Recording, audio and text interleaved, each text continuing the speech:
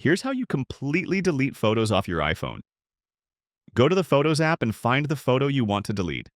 Tap the trash can and choose Delete. This is where most people think they're done, but that photo is actually still on your iPhone. It's gone from the library as you see, but the file is still accessible in the recently deleted folder, which we'll have to go clear manually. First, go to Collections, scroll down, and find the recently deleted folder.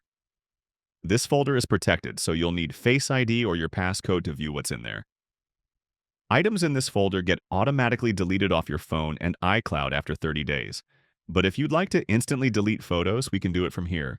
Or if you want to batch delete a bunch of photos and videos, you can do it like this.